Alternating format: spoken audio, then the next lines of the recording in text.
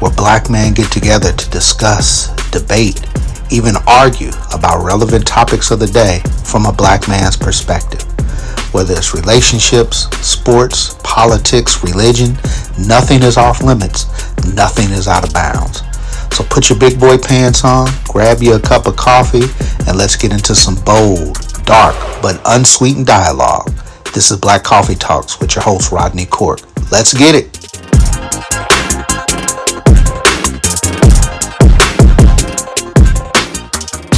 Hello, and welcome to another edition of Black Coffee Talks, where black men engage in bold, dark, and unsweetened dialogue. Today, we've got a great topic that I can't wait to get into today. I've got two exciting guests with me today. Let's get into another issue of Black Coffee Talks. Black Coffee Talks is sponsored to you by 2 Cups a Day Cafe, the great people here at P30 that run the coffee shop. We're going to make sure that we support them and their efforts there. Come out to 3039 North Post Road and support 2 Cups a Day Cafe. They provided us with the drinks today. Please make sure you support 2 Cups a Day Cafe, one of our exciting sponsors of the show. Topic today we're going to get into, there is an activist going around the internet by the name of Charleston White. And as crazy and controversial as he is, he made a statement not long ago that resonated with me. He said that the greatest threat to the black man in society today is not the white man, it's not the economy, it's not black on black crime, but that's a part of it. He says the greatest threat to the black man today is the advent of gang banging and also the growth of hip hop or rap culture, where we've embraced that culture so much that we've lost all our morals, all of our values. Whether you agree with that or not, we're going to talk about it today. I have with me today 2 great friends that are very, very well known in the community and have some great dialogue about this. Brother Reggie Sykes is with us today. Reggie, we thank you for coming on the show. Appreciate it. Reggie is a non-destructive engineer with Rolls-Royce, a lot of years experience there. Also have with me Damon Taylor. Damon Taylor is the owner of a State Farm agency here in Indianapolis, and so he has a lot of great knowledge and wisdom. So gentlemen, thank you for coming on today. Let's get into it. Just on your opinion, now you heard what I said Charleston White says. What do you think is the greatest threat to the black man in society today? Charles White is a clown. He is. He can be. He can be. Clown. To me, I grew up on rap music, and I turned out fine. And I don't think that you can blame video games, rap music, gang banging on today's youth. I think today's youth do not get out the house and socialize. That's part of the problem. Okay. We got out, we played little league baseball together, we socialized, we still played video games, but we had to get out that house. I understand. We had to meet people. People don't have people skills. So when people don't have people skills, they tend to join groups. Mm-hmm. So if that's the group that you see, you may join. Gang banging doesn't have a monetary reward. You see rich people, you see poor people, you see whoever. They just take people in who feel like they're outcasts, and they feel like that becomes their family. Okay. So I'm not gonna blame it on music, video games, or anything, because I love Ice Cube. I used to listen to some dirty rap. All right. Rap dirty. Okay. So what you say, David? What you say about it? Well, the first thing you said, I wholeheartedly agree with Charleston White. He's, can't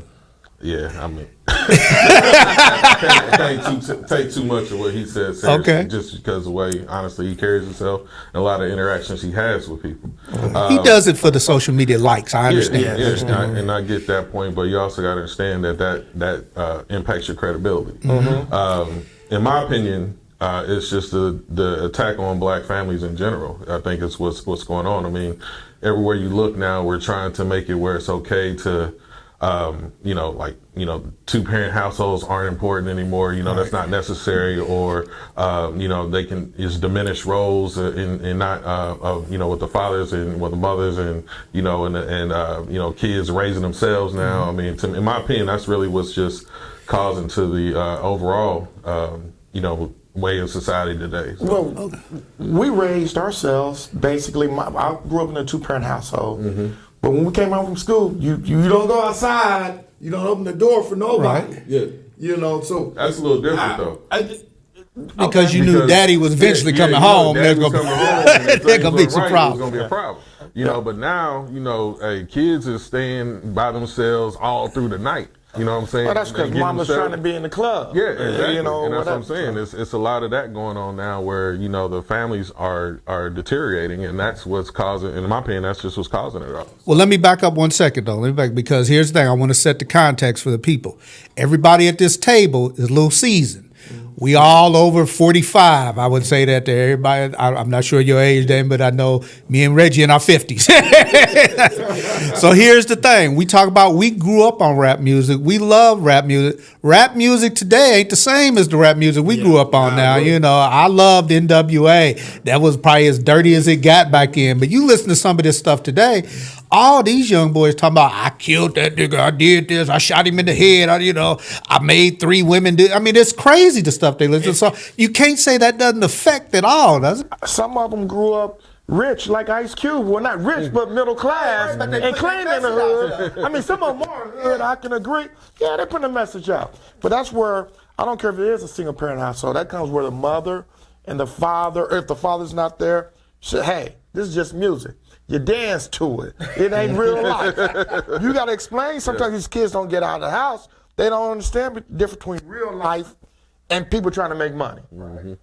That's just my. So how do we combat that there? Because that message, that image is out there. I got young grandchildren. I'm constantly have to monitor what they watch on TV, monitor what they watch on the internet, because they see that stuff. And whether or not they're getting good guidance or not, parents can't be around them 24/7. So they're going to be influenced by people they come in contact with in school, in sports clubs, different things like that.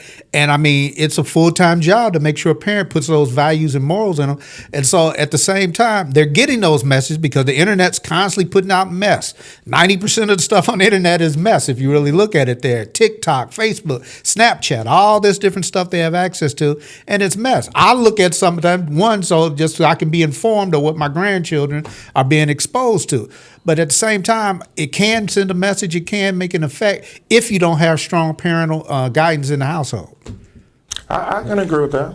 I can definitely agree with that. I definitely agree, but and like you said, it's really about, you know, that parental guidance and the impact that you're having on your kids and the relationship you have with your kids. Because I mean, there were things that we were exposed to as well that was very different than what our parents were exposed to, but still we knew that we made right choices, and they, because of the things that they instilled in us. Now we made some mistakes as well coming up, but you know, we learned from those mistakes, and that really has to do with the type of parenting we had and the way our parents raised us. Yeah, we didn't listen to NWA around our parents. No, my son will listen to some music around me. You know what? I'm glad that he will. But we knew, hey, Right. That's that first cuss word, whoa, what were you listening to? Exactly. So yeah, that was never a good thing. Yeah. You know, this may be off subject a little bit because I think it relates to all families.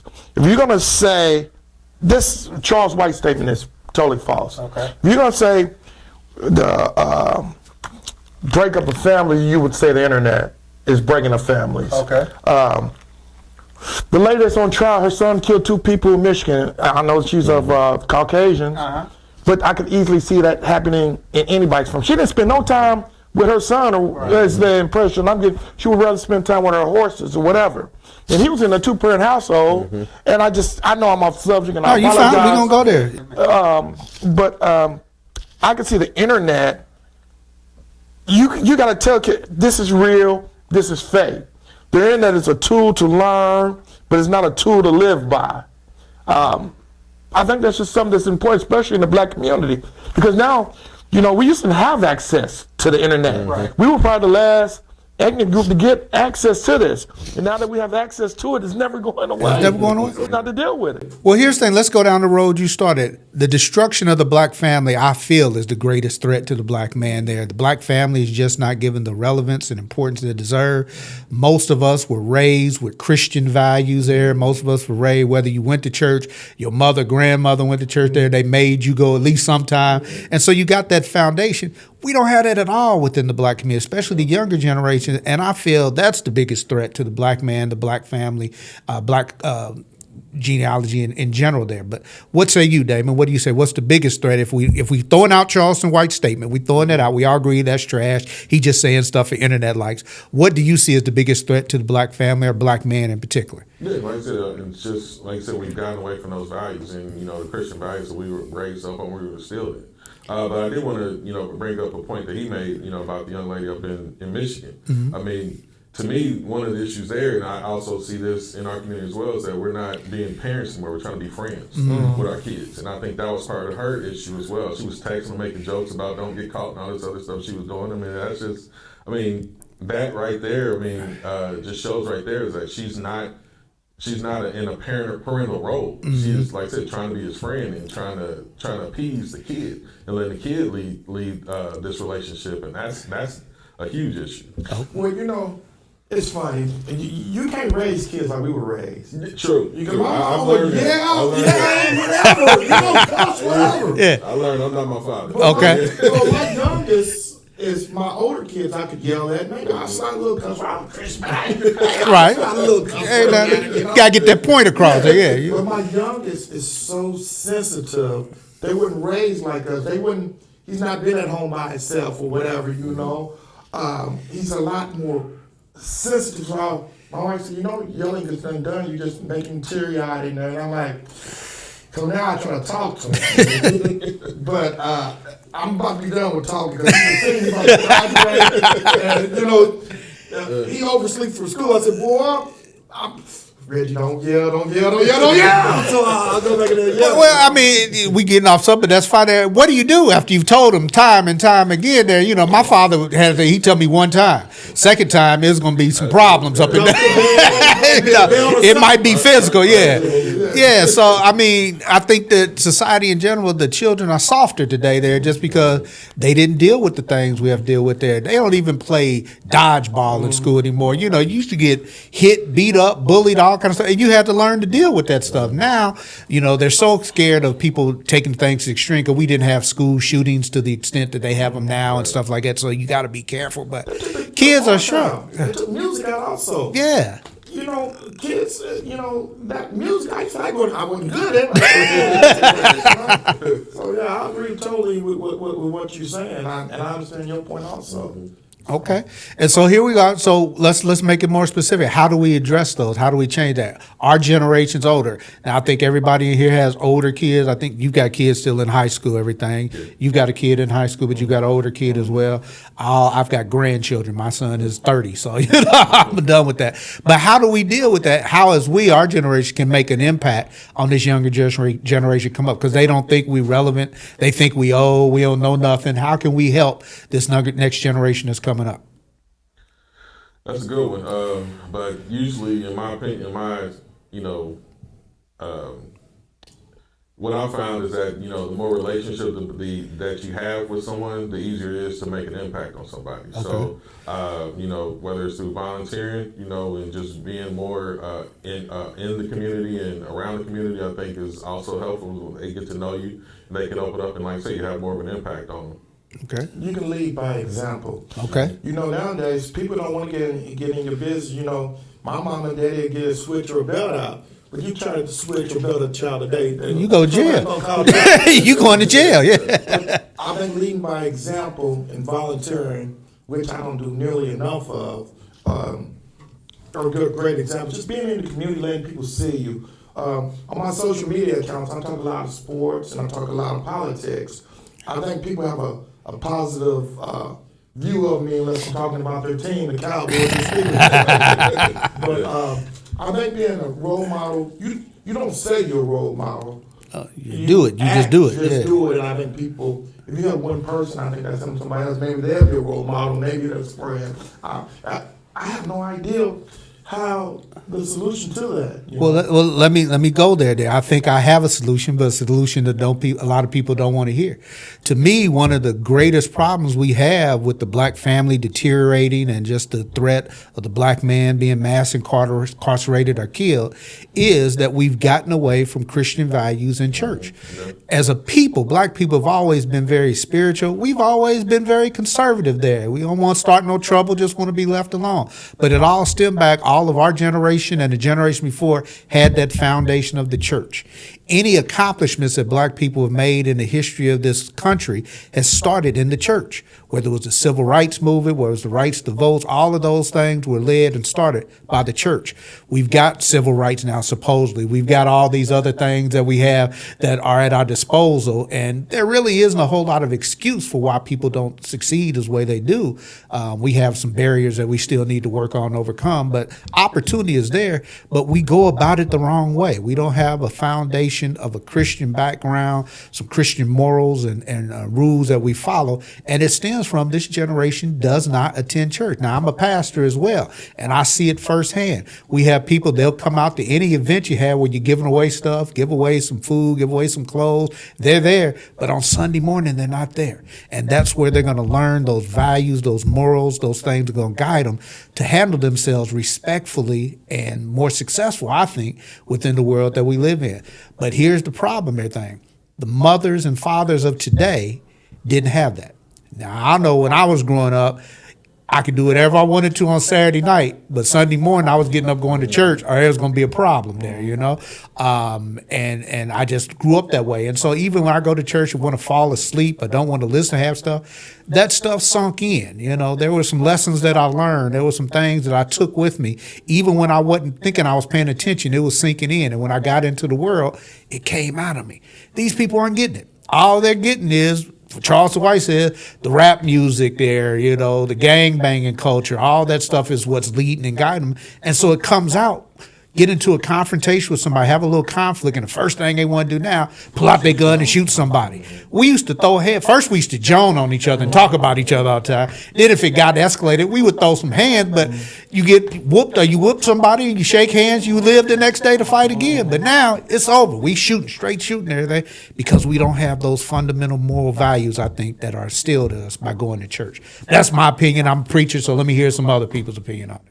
No, I mean, I definitely agree with that. You know, I definitely feel like, there's just been this great, exodus from the church, right? And I feel like that's really what we need to get back to. I mean, I hear a lot of people, on social media all the time, quoting things of the Bible for their own personal gain and twisting it how they want, and you get a lot of that too, where people just, use it when it's convenient. Mm-hmm. But yeah, I mean, now, what we see on social media, what we see online, what we see on TV, that's our church, that's our religion now.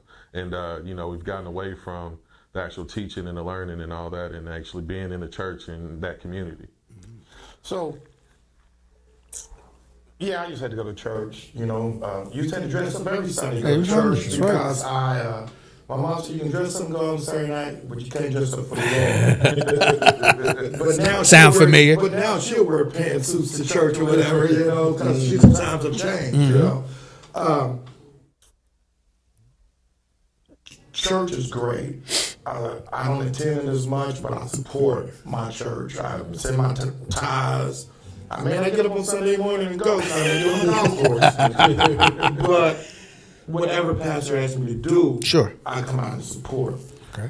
I'm not going to just say churches. I'm going to just say religion overall. You could be Jehovah or Allah or Buddha, whatever you call your supreme being. Right. People are tending to get away from it. But what I hate, from what I see on social media, is people attacking the black church. Mm-hmm. So I love hearing Pastor Jeffrey speak. Uh-huh. He has 3 big churches. He has, hundreds of thousands of members. And he gets a lot of money, and he gets a salary. Sure. That is his job. Right. My pastor doesn't. Our church is smaller. We're on the south side. One of the last churches on the south side. We're still able to pay our pastor, but not like Jeffrey's. Sure. I'm not mad at any pastor that's pastoring full time to do their job. What I get mad at is when I don't see them in the community, right, or trying to make a difference. Right. People get mad at the 9 Point Coalition because they get grants from the city. I'm not mad. They're out there. They're trying to. People say, "Oh, they're just taking the money. They're just taking the money. They're not out in the street." I hate when people talk. What are you doing for the community? Exactly. Besides bringing down other people that are trying. Kirk Moore does a basketball camp for youth every year, food drive. and there's a gentleman, I'm not going to mention his name because I don't necessarily agree with his point of views. I think he's an okay guy, but I don't agree with him. Oh, since when did basketball save somebody? Well, he ain't out there breaking in somebody's house. Exactly. You know, when people talk about my taxes raised for libraries, I used to love going to the library on Emerson, even though they moved it over here. I don't care if my property taxes go up $1 or really went up like 20 cents. People were complaining to support libraries. I know I'm off subject a little bit, but I think all this, the church, libraries, Prentice Little League Baseball, basketball, things for kids to do to get out of the house besides being on the internet, it's all built together to help. All right. Hold that thought. We're going to come right back to that because I think this community involvement thing is a road we want to go down. But let me take a second to throw out one of our sponsors.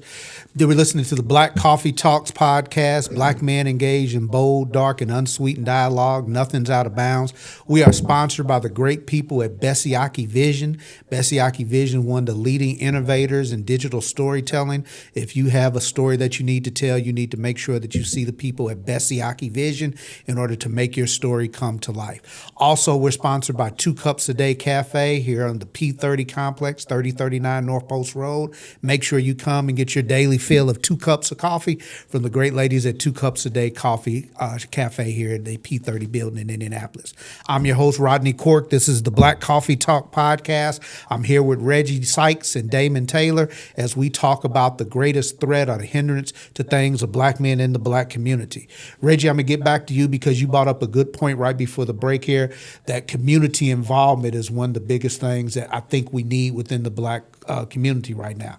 You and I both, we grew up on the east side of Indianapolis, and if you grew up on the east side of Indianapolis, you had to play baseball at Prentice Little League. That was a rite of passage there. Whether you could hit or not, you had to be up at Prentice Little League, and because of that, I developed relationships with people that I still talk to this day. People that I see and run out to, we look at each other. Didn't you used to play at Prentice? And that was 40 years ago, but we still know about it. But because of that, we had fathers that were coaches. We had fathers that instilled values in us there, that helped us become the men that we are. And it was an outlet for people in the community to go and be around other positive people. We talk about people want to put down those things, but I think we need more of those type of programs within the community. These kids today, they stay in the house all day playing on video games there, and they don't know how to relate to people there. Now, I'm going to throw that out. That was what worked for me as a kid there. But, Damon, I'm going to come to you because I know you probably have the youngest kids in here. You got, middle school and high school and everything. What kind of things are there available that you see that are positive that can help young kids get out of this drum of staying in the house and learn how to interact with people more? Yeah, I mean, most of it that we do with our kids is, sports related. We got them, with Damon definitely plays sports. Kennedy, she's more so doing things like, extracurriculars with her school, like, student government, things of that nature. So, definitely getting involved with things like that. Do you think that helps them interact with people? What lessons do you think they're getting out of it besides the sports and the student government? Yeah, I definitely feel like it helps them talk to people. It helps them problem solve. It helps them learn how to interact and be more vocal and be more assertive. We definitely noticed some things with our kids since they've gotten involved in that there are more things that they're doing, and they're starting to see make a name for themselves, in their own right. So yeah, I mean, definitely, things like that, the student government, the sports, all that. So. I really think that extracurricular activities are the key to us becoming just a better people. I know for me, I never was a great baseball player, never was a great football player, never was a great basketball player, but I played it all as a kid. But I was on teams on every single one of those sports. That taught me the value of teamwork. It helped me develop leadership skills, helped me develop the ability to interact with people from all walks of life. Those are life lessons that I take with me today that help me deal with people from all walks of life today. And so I'm able to have a successful career in banking dealing with people of all ethnicities, all different social backgrounds, because I can relate to it or from skills that I learned from playing football or baseball on the east side of Indianapolis there. I don't think kids get enough of that today, and so all they do is they see on TV somebody got into it, they pulled out a gun and shot each other. They never learn mediation skills, never learn conflict de-escalation there, and you get those from, I think, different activities that are in the community there. Again, that's me. I'm a preacher. I want everything peaceful, but what do you say on that, Reggie? I agree with you all the way on that. There's programs out there. People just don't realize there are programs out there. Part of it could be because kids having kids. You know, I'm not saying that I've seen women that have had kids at a young age and succeed in life, but it's rare sometimes, especially if the father's not there. Programs, I don't care what kind of program you have. I was involved with Black Expo's photography back in the day. Okay. And I loved that, and that taught me how to work as a team with different people. We would go down to Black Expo and film. Just getting out the house, period. Right. I think the combination of things, sports, community involvement, Christian leadership, could stir this around. Okay. I don't necessarily need the church or basketball to work together.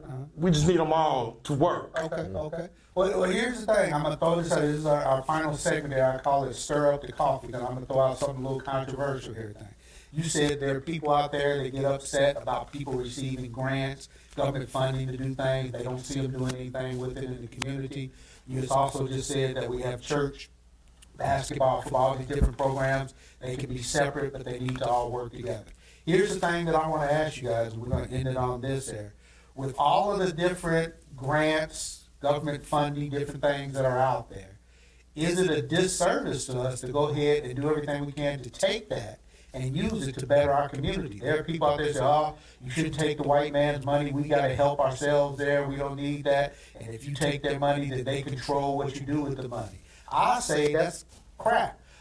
If there's funding available for us to do the job that we need to do, we need to take it. So I'll take the white man's money, but I'll help it better the black community there. The thing that I need everybody to understand, and this is Rodney's point, I want you guys to, disagree or agree whether you're not to everything there. We need to do everything we can. It's an outright emergency right now within the black community, and I think we need help from outside the black community. Yes, we got to take care of ourselves. We got to, as they say, pull ourselves up by our own bootstraps, which that's a myth, because we ain't never had boots or straps back in the day.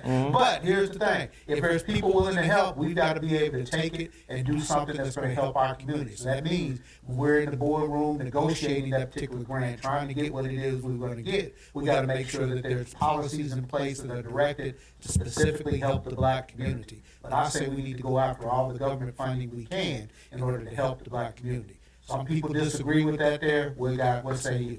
Mississippi burning, I think it was a Jew, a white guy, and a black guy that got killed together. Hey, they were having with voter registration, right? Yeah. I don't think it's the white man's money. The money's green. First of all, Come on, say that again. First of all, they got the money built on our ancestors' backs. Right. Slavery, stealing the land from the Native Americans. It ain't their money. It's the money that they owe us. They owe us. So I ain't taking the white man's money. Take the money. My ancestry money back. Say that again. Yeah, Say how that I feel. again. You better take that money. You better use that money. What do you say, Damon? Nah, I wholeheartedly agree. I mean, because it's not necessarily who gives you the money, where that money comes from. But I think probably the biggest question is, are we managing it correctly, and are we doing the right things with it? And but yeah, if they're willing to give the money, and then I'm definitely willing to take it. Absolutely. I also feel like the people that might say, well, we shouldn't take white people's money or whatever. Okay, what money are you giving? Right. How much are you giving? What time are you willing to put in? Right. And so if we were to do more of that, and yes, we do have enough money in the black community where we can be self-sustaining, but it's not happening. So, like I said, because they want to go out and buy Nikes and Cougars. We're not conditioned to generate generation wealth. We're conditioned to. I know that's off subject. That's that topic for another day. Okay. Well, I want to end it right there because I'm going to come back with my final drop air. But first of all, I want to thank you all for tuning in to this episode of Black Coffee Talks.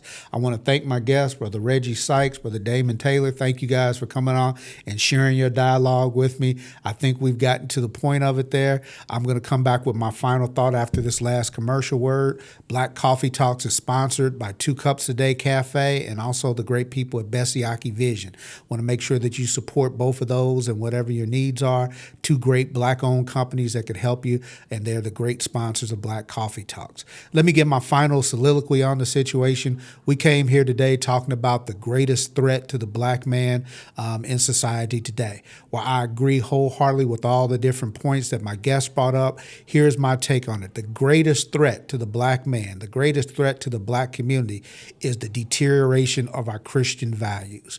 We have gotten away from going to church. We have gotten away from just instilling Christian values into our children, and they're growing up learning their values from television, from internet, from rappers, from different popular culture icons that don't instill those Christian values into them. That's the detriment to our Black community. We've got to be better, our generation, of instilling those values to them. And most importantly, we've got to get the younger parents and grandparents that are out there today to return to those Christian values, return to going to church, return to going to places that are going to teach you a higher moral standard. Now, I'm a Christian. That's the way that I believe in Jesus, and that's the way that I go. But I don't knock any person that believes in a higher power. As long as you've got something that's guiding you down a righteous path, I think you need to get all of that you can get, because that working together is what's going to help the Black community grow to where I think God wants us to go. That's the final drop. That's my take on it. I'm your host, Rodney Cork. Thank you so much for joining us in Black Coffee Talks, Black men engaging in bold, dark, and unsweetened dialogue. Nothing's out of bounds. Tune into our next episode coming to a podcast near you. May God bless you. May God keep you. Take care.